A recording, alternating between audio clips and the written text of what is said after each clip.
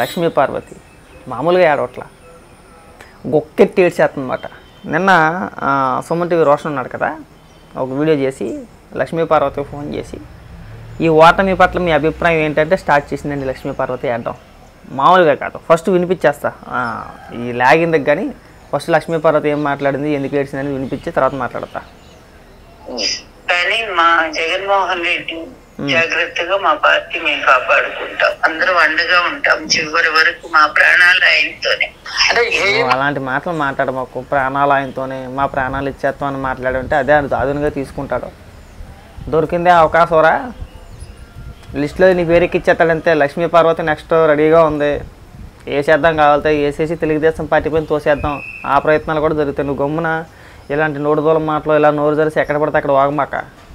నేను జగన్మోహన్ రెడ్డి ప్యానం ఇచ్చేస్తాను, నేను బతికేదే జగన్మోహన్ రెడ్డి కోసం, నా ప్యానాలు జగన్మోహన్ రెడ్డి చేతిలో ఉన్నాయి, ఇలాంటి మాటలు మాట్లాడితే వేస్తాడు దెబ్బ. అప్పుడు మళ్ళీ మేము ఆడాలా, మేము సావాలి మళ్ళీ కడుక్కోలేక, మాకు సంబంధం లేదురా బాబు అని చెప్పేసి మేమే ఆడాలా. సాక్షిలో పెద్ద డెడ్డింగ్ వేసేస్తారు, లక్ష్మీ పార్వతిని లేపేసి టీడీ పని వేసేస్తారు. వాళ్ళకి వచ్చింది అదొకటే, లేపేసి దాలే కానీ మా పైన వేస్తారు. అప్పుడు మళ్ళీ అదొక దిగుతారు, మళ్ళీ మేము కడుక్కోలేక సేవాలి. అలాంటి మాటలు ఇప్పుడు మాట్లాడు మాకు నువ్వు దా. హేమా హేమీలు కూడా ఓడిపోవటం ఎలా చూడొచ్చు లక్ష్మీ పార్వతి గారు? కొడాల నాని కావచ్చు, వల్లభనేని వంశీ కావచ్చు, రోజా కావచ్చు. ఓ పక్క లక్ష్మీ పార్వతి ఏడుతూ ఉంటే రోషన్ మాత్రం గద్దలా పడుతున్నాడు మాట్లాడుతూ. ఓడిపోయావు కదా, మీరు గట్టిగా ఓడిపోయారు కదా, హేమా హేమీలు ఓడిపోయారు కదా అంటే ఇంక తట్టుకోలేకపోతున్నా, నా కోసం ఆగట్లేదు ఇంకా.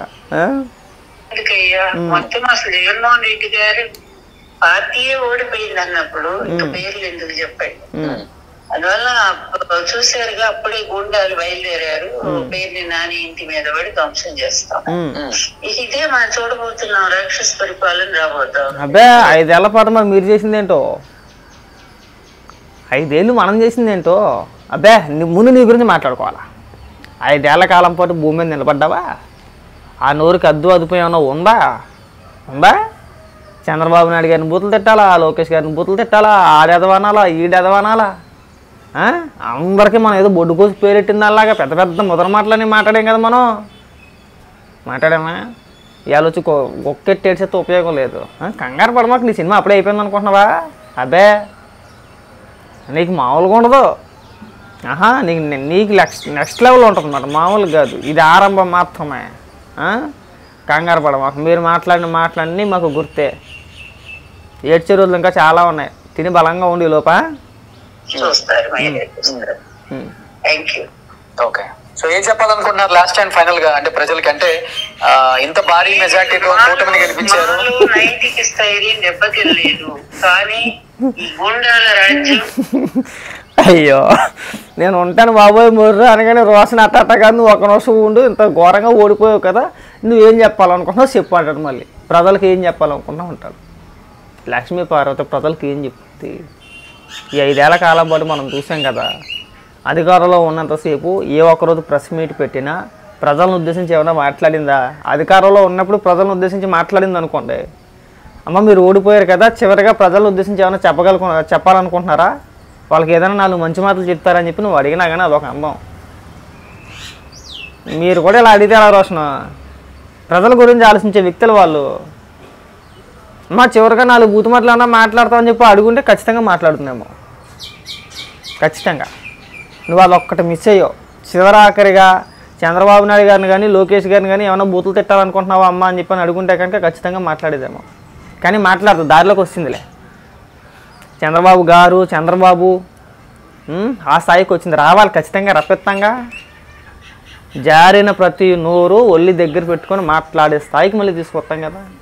మర్యాద, బూతులు తిట్ట అవసరం లేదు, బూతులు మాట్లాడ అవసరం లేదు, మీలా దిగజారిపోయి మేము మాట్లాడాం. గత 5 ఏళ్ల కాలం పాటు అసెంబ్లీని ఎంత ఘోరంగా అవమానించారో, అసెంబ్లీలో ఎన్ని రకాల బూతులు మాట్లాడారో, దానికి భిన్నంగా అసెంబ్లీ అంటే ఇదిరా, ఇలా ఉండాలి అసెంబ్లీ, చర్చ ఇలా జరగాలి అని చేసి చూపిస్తారు చూడు తెలుగుదేశం పార్టీ నాయకులు. నెక్స్ట్ ప్రభుత్వం వచ్చేది చేసేది అదే. మన అధికారంలో ఉన్నంతసేపు భూమి మీద నిలబడ్డామా? పైగా రాక్షస పరిపాలనట, దాడులట.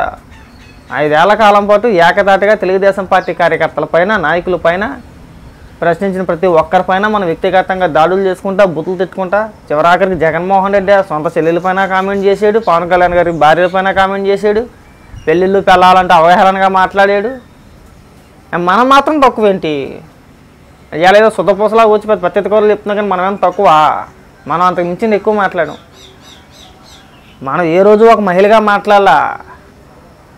విర్రవీగిపోయావు, అధికారం ఉంది కాదా అని చెప్పేసి విర్రవీగిపోయావు. ఇవాళ గొక్కెత్తి ఎడుతున్నావు, ఏం ఉపయోగం?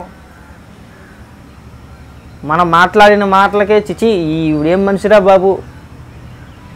ఎప్పుడు మాట్లాడినా ఒకటే, ఎప్పుడు మాట్లాడినా చంద్రబాబు నాయుడు గారు, లోకేష్ గారు, లేదంటే కుటుంబ వ్యవహారాలు తీసుకొచ్చి ఇక్కడ మాట్లాడేయాలి. రాష్ట్ర ప్రజల గురించి ఏ రోజు మాట్లాడాల. మనం ఆవిడని అడగడం కూడా మన మూర్ఖత, మన పిచ్చితనం అవుతుంది. రాష్ట్ర ప్రజల గురించో, పరిపాలనా విధానాల గురించో, రాష్ట్ర బాగు గురించో లక్ష్మీ పార్వతిని అడగడం శుద్ధ దండగా, శుద్ధ బొక్క. అసలు నువ్వు నిన్న ఫోన్ చేసి మాట్లాడమే బొక్క బ్రో. అనవసరంగా తీసుకున్నాం. అయితే ఏంటంటే తీసుకోవడం కూడా మంచిదేలే, మాకు ఆనందమే. మాట్లాడితే జగన్మోహన్ రెడ్డిని సైకో అంటాం కానీ ఆ మాత్రం సైకోతత్వం మాలోను కూడా ఉంది కొద్దిగా. లక్ష్మీ పార్వతి ఏడుతుంటే నాకు తెలిసిందన్నమాట. కూడా అప్పుడప్పుడు ఏదో సినిమాలో వినను, మహేష్ బాబు సినిమాలో వినను, ఆ పక్కన నుండి ఏడుతూ ఉంటే నవ్వుతూ ఉంటారు కదా. మేము కూడా ఆ స్థాయికి వస్తామన్నమాట. ఆ స్థాయికి తీసుకొచ్చారు మమ్మల్ని. ఎందుకంటే గత 5 ఏళ్ల కాలం పాటు మమ్మల్ని బాధ పెట్టారు, మమ్మల్ని ఏడిపించారు. మేము ఏడుతూ ఉంటే మీరు నవ్వారు. ఇప్పుడు రివర్స్ అయిందన్నమాట. మీరు ఏడుతూ ఉంటే మాకు నవ్వాలని లేకపోయినా సరే ఆటోమేటిక్గా నవ్వు వచ్చేస్తున్నాం. మేమేం చేయలేము దానికి. అదొక నిరంతర ప్రక్రియ. అలాంటిది అది. ఆ స్థాయికి మమ్మల్ని తీసుకొచ్చారు. మీరు సైకోలు కాకుండా మమ్మల్ని కూడా సైకోలుగా మార్చేసారు. దరిద్రం అదే. మా దరిద్రం ఏంటంటే అదే. ఆ చంద్రబాబు నాయుడు గారు బాధపడినప్పుడు, చంద్రబాబు నాయుడు గారు బాధపడిన తర్వాత రోజా ఒక వీడియో రిలీజ్ చేసింది, ఎగురుకుంటా గంతులు వేసుకుంటా. ఇవాళ రోజా కోసం వెయిటింగ్.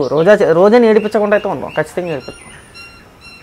ఇది మా ఓపెన్ ఛాలెంజ్. రోజాని కానీ నిన్ను కానీ, నువ్వు కూడా చాలా పెద్ద పెద్ద ముద్ర మాటలు మాట్లాడేవా రోజున, మిమ్మల్ని ఖచ్చితంగా ఏడిపిస్తాం. మామూలుగా కాదుగా, ఏడ్చే రోజులు వస్తాయి. దరిద్రం మా దురదృష్టం. కానీ అసెంబ్లీకి వచ్చే అవకాశం లేకుండా పోయింది. రోజా కానీ, కొడాల నాన్నగారు కానీ, వల్లభనేని వంశీ గారు కానీ ఇలా ఓడిపోయారు. కానీ వచ్చుంటే నా సామరంగా ఉండేది. ఆ విజిల్సే ఇంకా అక్కడ నిలబెట్టి కన్నీళ్ళు తెప్పిద్దరు. అసెంబ్లీ అయినా, అసెంబ్లీ బయట అయినా సరే కొడాల నానిని కానీ, రోజాని కానీ, వల్లభనేని వంశీని కానీ అక్కడికక్కడ నించోబెట్టి అక్కడికక్కడ కన్నీళ్ళు తెప్పిద్దరు. జస్ట్ మిస్ మాట. నిజంగా ఓడిపోవడం వాళ్ళు అదృష్టంగా భావిస్తారు. వాళ్ళు ఏదో బాధపడతారని చెప్పి నేనైతే అనుకున్నాను. రోజా బాధపడతానో, కొడాల నాని బాధపడతాడనో, వల్లభనేని వంశీ బాధపడతాడనో, అంబటి రాంబాబు బాధపడతాడనో, వీళ్ళంతా ఓడిపోయారు బాధపడతారని చెప్పేసి నేనైతే ఖచ్చితంగా అనుకున్నాను. వాళ్ళంతా చాలా హ్యాపీగా ఫీల్ అవుతారు, చాలా సంతోషంగా ఫీల్ అవుతారు. అమ్మయ్య మనం బతికి బయటపడిపోయావురా. లేకపోతే కనుక ఇప్పుడు అసెంబ్లీలోకి వెళ్ళి వాళ్ళని మనం ఎదుర్కోవాలంటే మన వల్ల కాదు. అది మనం ఎన్ని రకాలుగా మాట్లాడాము, మనం ఎన్ని బూతులు మాట్లాడాము, ఎన్ని చిత్రహింసలు పెట్టాము, అనరాని మాటలన్నీ మాట్లాడాము. ఒకవేళ మనం అసెంబ్లీకి కానీ వెళ్తే కనుక అదే పరిస్థితి మనకు వచ్చిద్ది. మన చేత నిలబెట్టి కన్నీళ్ళు తెప్పిద్దరు వాళ్ళు. ఓడిపోయి మంచి పని చేసామని చెప్పేసి ఖచ్చితంగా అనుకుంటారు వాళ్ళు. కలతో చూడు, ఒక్కడ ముఖంలోనూ బాధ లేదు. ఎవడో బయటకు వచ్చి మాట్లాడిన పాపను కూడా అందుకే పోవట్లే వాళ్ళు. మరి గమనించరా లేదా బాగా? ఇంక లక్ష్మీ పార్వతి అంటావా ఎలాగో ఉండేదే. పెద్దగా మాట్లాడుకోవాల్సిన లేదు లక్ష్మీ పార్వతి గురించి. ఇక్కడితో సెలవు.